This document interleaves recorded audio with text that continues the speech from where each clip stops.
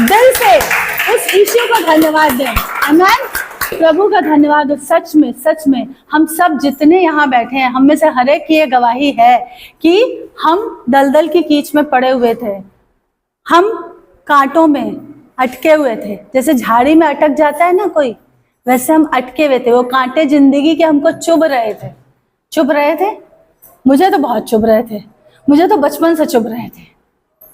और मैं छटपटाती थी, मैं बचपन से पूछती थी नानी से कि सब हम इंसानों से ही कुछ ना कुछ चाहते हैं, हमसे प्यार करने वाला कोई परमेश्वर नहीं है क्या? हमें नहीं सिखाया गया था कि एक ऐसा परमेश्वर है जो इंसान से प्यार करता है, बिना शर्त का प्यार करता है, इतना प्यार करता है कि उसने अपने आप को शून्य कर दिया। आमीन। ये चीज हमें पता ही नहीं थी। आज इस दिन पे हम ये फैसला लेंगे अपने मनों में कि हम, अगर अभी तक हम गॉस्पेल सुनाते थे, बहुत अच्छी बात है, लोगों को बताते थे यीशु के बारे में, बहुत अच्छी बात है। अगर 2 को बताते थे पूरे महीने भर में, अब से 4 को बताएंगे, 8 को बताएंगे। और अगर बिल्कुल नहीं बताते थे, डरते थे, मुंह बंद रखते थे, अब मुंह खोल लेंगे। अब से हम मुंह खोल लेंगे। आमीन। अब हम गॉस्पेल सुनाना शुरू करें, सुसमाचार सुनाना शुरू करो, क्योंकि अब समय नहीं है, बहुत थोड़ा समय है कि अब वो आने वाला है। जितना ज्यादा आप कुछ नहीं कर सकते हो। आप सब्जी के ठेले पे सब्जी लेने जाते हो, मेडिकल स्टोर में जाते हो, किराना स्टोर में जाते हो, किसी ना किसी बहाने से आप बातचीत करते हो। आपको 1000 मौके मिलते हैं, 1000 मौके। बता दो, बीज बो दो, छोड़ दो। उसके बाद जिसको बताया है उसके पीछे पड़ने की जरूरत नहीं है, बस उसके लिए प्रार्थना करते रहो। आज नहीं तो कल। मैंने लगाया, अपुल्लोस ने सींचा, बढ़ाने वाला तो प्रभु है। आमीन। आमीन। बाइबल में लिखा है ना, मैंने लगाया, किसी ने बीज लगाया। मैंने कितने ऐसे बीज बढ़ाए हैं जो एयरफोर्स के अंदर किसी और ने लगाए थे, वो कहीं से पोस्टिंग आके इधर आए, फिर वो ठंडे पड़े हुए, वो बीज जमीन में दब गए थे, मर गए थे एक तरह से। फिर उनको खाद पानी डाल डाल के वचन का, फिर उनको खौलाहट से भरा है, और फिर वो मजबूत वृक्ष बने, और फिर उन्होंने बपतिस्मे लिए जाकर। तो मैंने लगाया, अपुल्लोस ने सींचा, बढ़ाने वाला प्रभु है। वो अपनी महिमा छोड़ के आया है। हम कब बुरा मानते हैं? छोटी छोटी बात का, अरे हम उनको इतनी बार बता चुके, वो सुनते नहीं है। हमें बुरा लगता है कि हमने इतनी बार बताया, वो सुन ही नहीं रहा है, बुरा लगता है। हम कब बुरा मानते हैं? जब हम अपने आप को कुछ समझते हैं। यीशु अगर कुछ समझता तो वो आता ही नहीं। अगर यीशु अपने आप को, वो तो सर्वशक्तिमान परमेश्वर, अगर वो कुछ समझता तो वो आता ही नहीं। हमें आज यीशु से ये सीखने की जरूरत है कि हमें अपने आप को कुछ नहीं समझना, शून्य कर देना जैसे उसने शून्य किया है। और हमें हर किसी को, अगर अब तक जबान नहीं खोली है, बच्चों को भी अपने स्कूल में बताना है, अपने फ्रेंड्स को बताना है। वो सुने नहीं सुने, कभी ना कभी तो वचन काम करेगा। जैसे कल दिवित बोल रहा था अपने बचपन के दोस्तों को कि 10 साल से उनको बता रहा हूँ, बोला उनको वचन मालूम है। अच्छी बात है, वचन मालूम है, आज नहीं तो कल वो फल जाएगा। कोई दूसरा आकर उसमें पानी डाल के उस मिट्टी में दबे बीज को उगा देगा। यीशु के पवित्र आत्मा की सामर्थ्य से हो जाएगा। आमीन। आमीन। सबसे पहले निकालेंगे यशाया 7 verse 14। Therefore the Lord himself will give you a sign. Behold, the virgin shall conceive and bear a son, and shall call his name Emmanuel. Therefore a virgin shall conceive and bear a son and call his name Emmanuel. Emmanuel का मतलब होता है परमेश्वर हमारे साथ। कितने साल पहले ये भविष्यवाणी हो गई थी? यशाया भविष्यवक्ता ने भविष्यवाणी कर दी थी, एक कुंवारी गर्भवती होगी। क्यों कुंवारी गर्भवती होगी? क्योंकि सर्वशक्तिमान परमेश्वर मनुष्य की रीति से नहीं आ सकता। वो परमेश्वर है जो हमारे और आपकी तरह स्त्री पुरुष के संबंधों से नहीं पैदा हो सकता। वो पवित्र परमेश्वर है, वो पवित्र है। क्योंकि वो पवित्र परमेश्वर इतना पवित्र है, हिब्रूज में लिखा है, बुक ऑफ हिब्रूज में ये लिखा हुआ है, पवित्र बनो क्योंकि तुम्हारा बुलाने वाला पवित्र है। उस पवित्रता को धारण करो जिसके बिना कोई प्रभु को कभी नहीं देख सकता। इतना पवित्र परमेश्वर है कि उस पवित्रता को वो छोड़ के मनुष्य बन के नहीं आ सकता था, इसलिए वो पवित्र आत्मा के द्वारा पवित्रता के साथ आया। इसलिए कुंवारी ने जन्म लिया। 700 साल ये यशाया जब भविष्यवाणी कर रहा है, उसके बाद मत्ती का चैप्टर निकाले, मैथ्यू चैप्टर 1 वर्स 22 एंड 23। यह सब इसलिए हुआ कि जो वचन प्रभु ने भविष्यवक्ता के द्वारा कहा था वह पूरा हो। भविष्यवक्ता अभी हमने पढ़ा यशाया में चैप्टर 7 वर्स 14, उस भविष्यवक्ता के द्वारा, और उस केवल एक ही भविष्यवक्ता नहीं, बार बार कंफर्मेशन हुआ था। परमेश्वर के ठहराए हुए चुने हुए नबी बार बार आकर इस भविष्यवाणी को करते थे कि एक छुटकारा देने वाला एक राजा। भी हम गीत गा रहे थे, राजा सब घबरा ही गए थे यीशु के आने से। उस वक्त भी हेरोदेस राजा घबरा गया था, क्योंकि जो ज्ञानी पुरुष थे, जो ज्योतिषी थे, उन्होंने आके कहा था कि एक राजा जन्म ले चुका है। तो वो सोचा कि मेरी सत्ता चली जाएगी क्या। और मैं जब इस गीत की लाइन गा रही थी, मैं ये सोच रही थी कि आज भी तो हमारे यहाँ शायद ऐसा ही होता है। आज भी राज्य करने वाले पोजीशन पे बैठे हुए लोग घबरा जाते हैं। अरे इनकी तो एक बड़ी सेना हो रही है, अरे इनका तो ये हो रहा है, अरे ये तो इतने लोग मसीही बन रहे हैं, अरे ये तो इतने लोग मसीही बन रहे हैं। आज भी राजा घबरा जाते हैं। ये तब भी था जब यीशु पैदा हुआ, ये आज भी है जब यीशु का राज्य बढ़ता जा रहा है। आज भी राजा घबरा जाते हैं, और ये भविष्यवक्ता के द्वारा कहा गया था, और ये अब पूरा हुआ है। इस बीच में कितना टाइम लगा? 700 साल। इतिहास है, यह हिस्ट्री है। 700 साल पहले भविष्यवाणी हुई थी।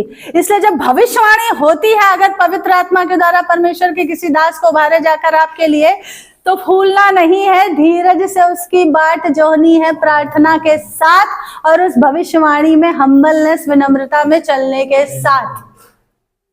पढ़ के देखो ये मैथ्यू का चैप्टर, जब आगे पूरा पढ़ना मत्ती की किताब, वहां पे जगह जगह लिखा है कि जब वो हन्ना आई थी, द प्रोफेटस, मैंने एक वचन में बताया था, जब वो शमूएल प्रोफेट बोल रहा था, तो मरियम जो वो कह रहा था बहुतों के हृदय आर पार छिद जाएंगे, तेरा हृदय भी तलवार से मरियम छिद जाएगा, ये वो बालक है, ये मसीह का उद्धार है, ये उद्धार करता आ गया, ये परमेश्वर का उद्धार। मरियम लिखा है इन सब बातों को सुन के अपने मन में रखे थी, वो फूली नहीं थी, इसीलिए वो सबसे हम्बल मोस्ट स्त्री थी, इसीलिए उसको चुना गया था। वो फूली नहीं थी इस बात से कि वाह, छोटी छोटी बात पे ही आजकल हम तो जरा से में ही फूल जाते हैं। वो फूली नहीं थी। लिखा है, पढ़ना ये किताब पूरी, मैथ्यू का चैप्टर, उसमें लिखा है मरियम इन सब बातों को अपने मन में रखती गई। वो ये सारी बातें अपने मन में रखती गई कि हाँ, और उसके लिए शायद वो प्रार्थना भी करती रही होगी, डेफिनेटली, क्योंकि वो एक प्रेयरफुल लेडी थी। इसीलिए हम सिखाते हैं चर्च में फैमिली प्रेयर, मॉर्निंग की, इवनिंग की फैमिली प्रेयर बहुत जरूरी है। कोई भी फैमिली जो चर्च फैमिली है, वो फैमिली प्रेयर मिस ना किया करे। अगर करते हो, अगर एक टाइम की करते हो, तो एटलीस्ट सोने रात की, और ऐसा नहीं कि खा पी के जब सोने जा रहा है, जब आधा शरीर नींद में झूल रहा है, तब मत प्रेयर करना। खाना खाने से पहले शाम की इवनिंग प्रेयर जरूर करो। अब ये नए साल में अगर अभी तक नहीं किया है, तो इस नए साल में शुरू कर दो। तो ये जो चीजें हैं, ये परमेश्वर के ठहराए हुए समय से पूरी हुई हैं। इनके बीच में इतना टाइम गैप था, और मरियम शांति से हर एक भविष्यवाणी को अपने मन में रखती रही, उसके लिए प्रार्थना करती रही। आमीन। यूहन्ना का पहला चैप्टर, वहां पर लिखा है, फर्स्ट वर्स पढ़िए जरा इसको। आदि में वचन था, आदि में वचन था, यानी सिंस बिगिनिंग कुछ और था ही नहीं, कोई दूसरा ईश्वर, कोई दूसरा परमेश्वर नहीं था कि पहले वो इस रूप में, इस अवतार में आया, फिर वो युग समाप्त हो गया, फिर उसने ये वाला अवतार ले लिया। अरे मैं बचपन में यही तो परेशान रहती थी। मैं कहती थी शाहरुख खान, सलमान खान है क्या हमारा परमेश्वर? एक पिक्चर में ये बन के आ जाता है, राहुल बन के आ जाता है, एक पिक्चर में राज बन के आ जाता है। ऐसे कैसे होता है? क्योंकि हमको यही सिखाया गया था। पर परमेश्वर आदि से है, सिंस बिगिनिंग कुछ भी नहीं था। पूरी सृष्टि, उत्पत्ति का चैप्टर पढ़ाया गया था कल के संडे मैसेज में। पूरी सृष्टि उसने रची, सारे गैलेक्सीज उसने रचे। सिंस बिगिनिंग परमेश्वर था, आदि में वचन था, और वचन परमेश्वर के साथ था, और वचन परमेश्वर के साथ था। ये जो मिस्ट्री है ना पिता पुत्र पवित्र आत्मा की, ये इतनी खूबसूरत बात है कि जब हम खुद स्वर्ग जाएंगे तब इस चीज को अपनी आंखों से देखेंगे। काफी कुछ जैसे जो लोग जैसे डीजेएस दिनाकरण में तो हमेशा प्रभु का धन्यवाद देते हो, क्योंकि ये भी उसने चुन रखा था कि किसके जरिए से किसका उद्धार होगा। तो उसने डीजेएस दिनाकरण अंकल को यूज किया मेरे उद्धार के लिए। और दिनाकरण अंकल जो ऐसे व्यक्ति थे जो यहाँ प्रार्थना में बैठते थे नील डाउन होके, और उनका आत्मा वहां स्वर्ग में पिता के पास मौजूद होता था प्रार्थना का उत्तर लेने के लिए। तो वो बताते हैं कि ऐसी खूबसूरत मिस्ट्री है, मैंने तो उनके अनुभव से देखा है। बट आई एम श्योर कि जैसे जैसे हमारा प्रार्थना का जीवन मसीह के साथ घंटों घंटों बाइबल पढ़ना, समय बिताना, उसकी संगति में रहना, जितना ज्यादा लोग सोचते हैं क्रिश्चियन लाइफ बोरिंग लाइफ है, हम तो मजा ही नहीं करते। नहीं, हम बहुत मजा करते हैं। हमारे पास डांसिंग नंबर भी बहुत सारे हैं। हम दुनिया के गानों पर डांस नहीं करते, हमारे पास इतने डांसिंग नंबर है, हमको दुनिया की जरूरत ही नहीं पड़ती गानों की। और हम इतना मजा करते हैं अपने प्रभु की संगति में कि सच में बड़ा आनंद है। वो बताते हैं वो मिस्ट्री वहां जाके सुलझेगी। वो वचन आगे लिखा है, वचन देहधारी हुआ। वो वचन कौन था? वो वचन यीशु मसीह था। इसलिए साम 138 वर्स 2 में लिखा है, भजन संहिता 138 के 2 में लिखा है कि यहोवा ने अपने वचन को अपने बड़े नाम से ज्यादा महत्व दिया है, क्योंकि वो वचन ही देहधारी हुआ। मैंने एक गीत लिखा है जिसका आने वाले समय में, प्रभु के ठहराए हुए समय में जरूर से जरूर वो सॉन्ग भी हम गाने पाएंगे। That is a gospel song. आदि में जो शब्द था वो शब्द यीशु बन गया।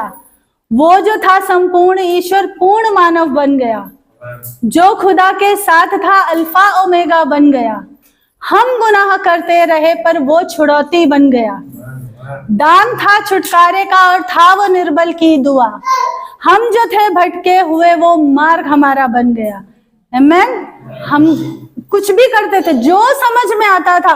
मुझे अभी भी याद है, हम यहाँ एक दूसरे को माफ, मसीह जगत और मसीह जीवन और बाइबल ही ऐसी किताब है जो हमें माफ करना, प्यार से रहना, मेल मिलाप, शांति सिखाती है। मुझे अभी भी याद है, मैं एक दिन पास्टर को शेयर कर रही थी कि हमारे पड़ोस में एक आंटी थी, वो दूसरी आंटी से चिढ़ती थी, तो पता नहीं कहाँ से उनको ये चीज बताई गई थी। वो एक पेड़ होता है नुकीला कांटों वाला, उसको बोलते स्याही का कांटा, हमारे इधर बोलते हैं, यहाँ पता नहीं क्या बोलते हैं। बहुत कांटे होते हैं उसमें, सिर्फ कांटे ही कांटे होते हैं, जंगली पेड़ होता है। तो वहां पे ऐसी मान्यता था कि वो लाके किसी के घर में या उसके बाहर लगे हुए गमले में घुसा दो या उसके कॉरिडोर में फेंक दो, तो उस घर में वैसे ही कांटे, मतलब लड़ाई झगड़े शुरू हो जाते हैं। और मैं लिटरली विटनेस हूँ, मुझे अच्छे से याद है। वो आंटी कहीं से स्याही का कांटा लाई, वो दूसरी आंटी जिनसे वो चिढ़ती थी, उनके घर के बाहर मनी प्लांट के गमले में जाके उन्होंने उसको गाड़ दिया। मुझे अभी भी याद है। ये दुनिया के भटके हुए मार्ग हैं।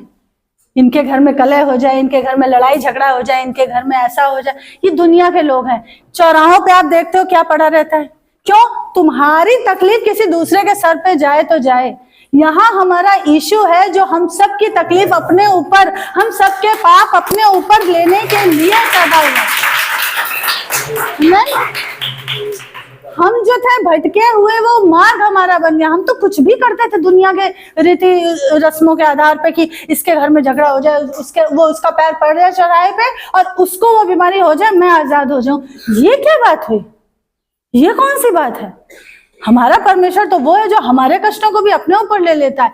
इतना मीठा परमेश्वर, इसीलिए उसका नाम शांति का राजकुमार है, उसका नाम अद्भुत युक्ति करने वाला परमेश्वर है। इसीलिए क्योंकि वो चीज जो दुनिया हमें नहीं सिखाती, वो सारी दुनिया के गंदे रास्ते, गंदे तरीके, गंदगी, वो यीशु के लहू से धुल जाते हैं जब हम यीशु में आते हैं।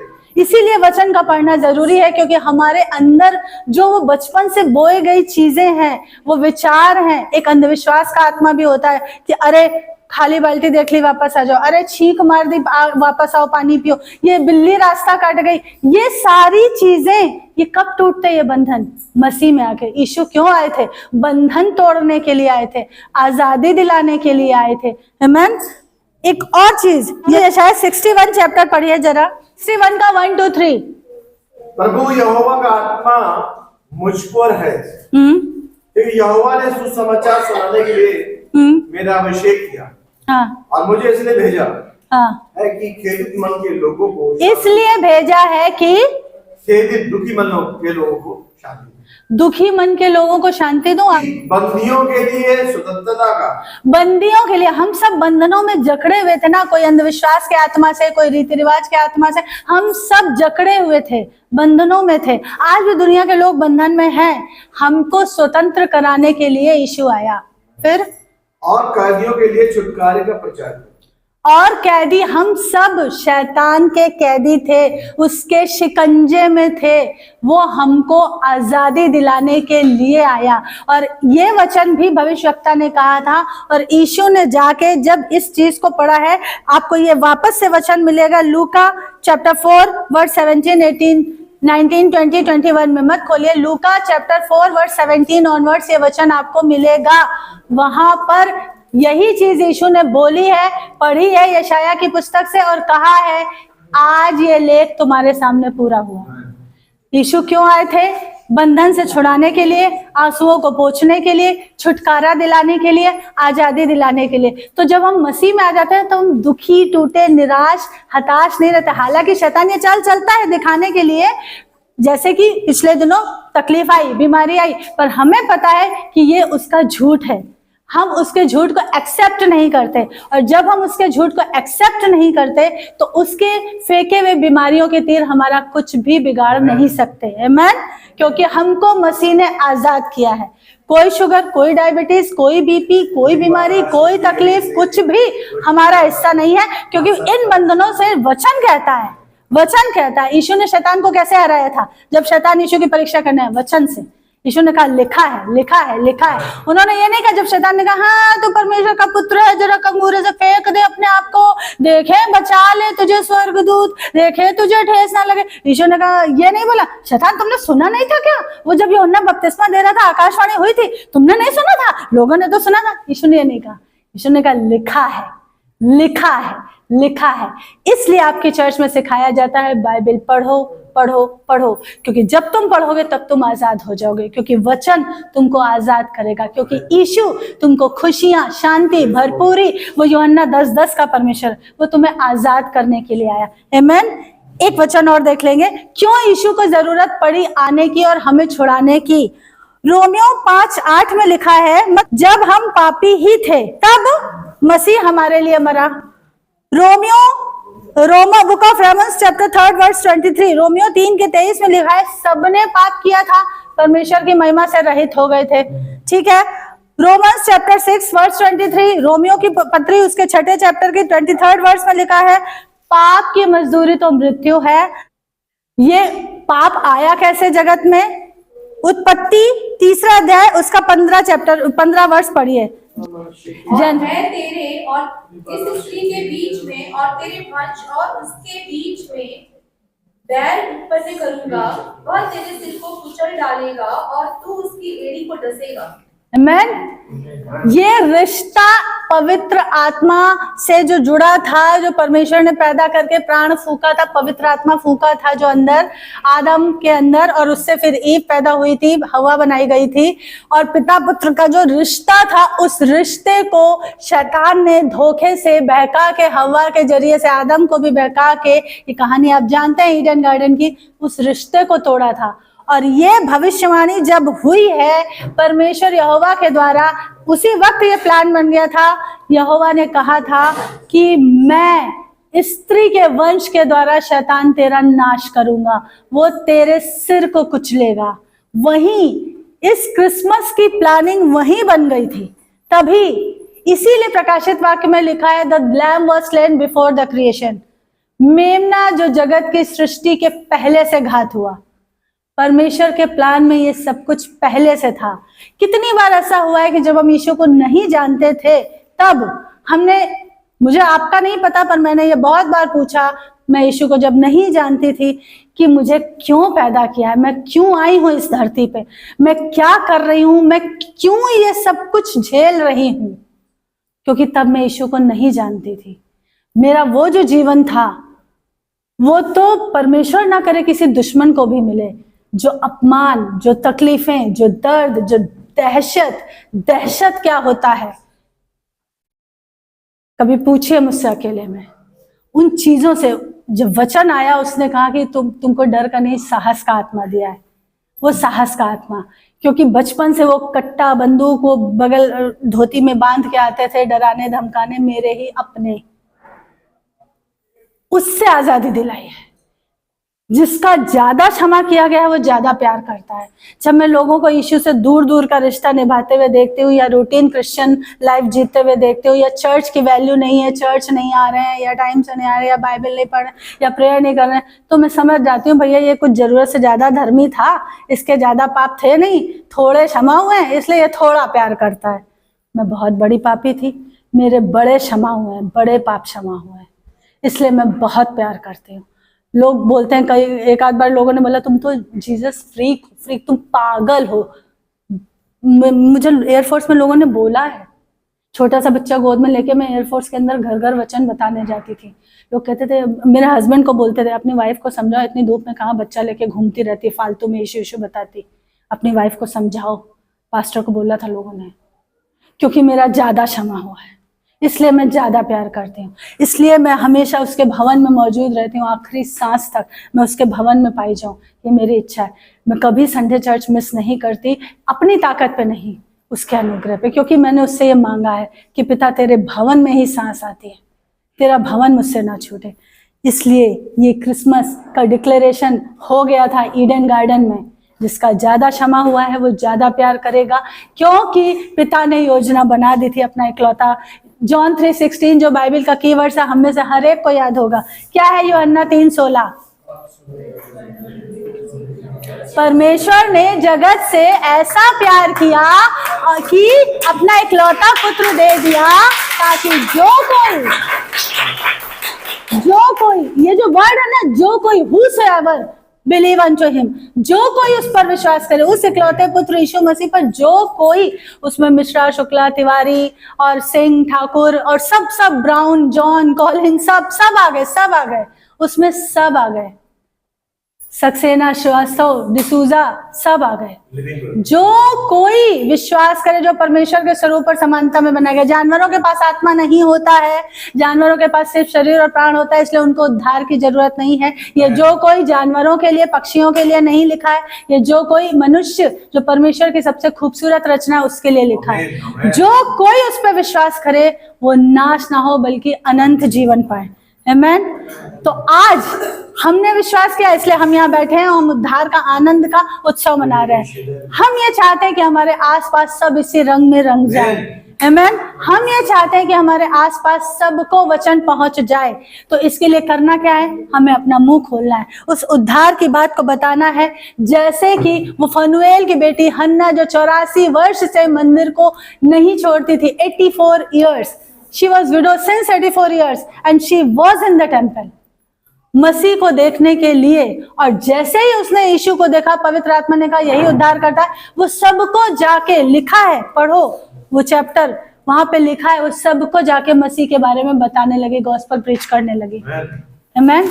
84 साल तक बिना थके, बिना निराश हुए उसने मंदिर को यानी चर्च को नहीं छोड़ा। तो कोई रीजन नहीं है कि हम चर्च को छोटे छोटी बातों को, आज यहाँ दुख रहा, आज वहां दुख रहा, आज ये हो रहा है। पास्टर का एग्जांपल बताया था, वो डिस्चार्ज लेने के लिए तड़प रहे थे, वो वीवो लगा के ही भागे जाते, बोले नहीं मुझे डिस्चार्ज दे दो, मुझे संडे चर्च जाना है। क्यों? मुझे मेरे पिता के, यीशु कहते थे ना, मुझे मेरे पिता के भवन में होना आवश्यक, ये यीशु कहते थे। तो जो यीशु कहते थे वही हम भी कहेंगे, जो यीशु करते थे वही हम भी करेंगे, क्योंकि वो हमारा पहले उठा है, वो मृत्यु से जो उठा है हम भी करेंगे नहीं। आमीन।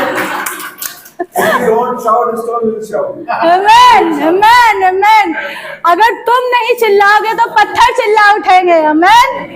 आमीन। ये कंफर्मेशन है। सच में परमेश्वर ने जो किया है उसके लिए हमें अब करना क्या है? क्रिसमस का संदेश बहुत है। यीशु, अच्छा यीशु के नाम का अर्थ जो बच्चे हैं वो समझ लें, खासतौर से जो नए लोग हैं। यीशु के नाम का जो अर्थ है वो है उद्धार करता। मसीह के नाम का अर्थ है अभिषिक्त, यानी मसीह यीशु का मतलब हुआ अभिषिक्त उद्धार करता। उद्धार कौन दिलाता है? जो पार ले जाता है, जो छुड़ाता है बंधनों से। और अभिषिक्त यानी अनॉइंटेड वन। तो यीशु मसीह का मतलब क्या हुआ? यहोशुआ उसको हिब्रू में बोलते हैं। इसका मतलब होता है God who saves people from their sin. Yehoshua का मतलब जो हिब्रू वर्ड है, इब्रानी का शब्द है, God who saves people from their sin, जो लोगों को उनके पाप से बचाता है। इसलिए यीशु आए थे, क्योंकि अभी हमने रोमन्स में पढ़ा, Romans 5th chapter, Romans 3rd chapter, Romans 6th chapter, कि मनुष्य जाति पाप में डूब गई थी। ईडन गार्डन में अभी जेनेसिस 3rd चैप्टर देखा, रिश्ता टूट गया था।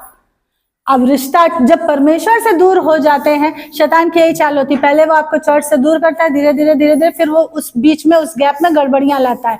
फिर हमको याद आता है, अरे हम कब से चर्च नहीं गए, अरे वापस चलो चर्च चलो, ताकि हमारा जीवन वापस से रेस्टोर हो जाए। आमीन। तो ये चीजें परमेश्वर वापस रिश्ता जोड़ने के लिए आया था, उस टूटे रिश्ते को। इसीलिए हमारे जो क्रूस का साइन है वो प्लस है, वो रिश्ता जोड़ने के लिए आया था।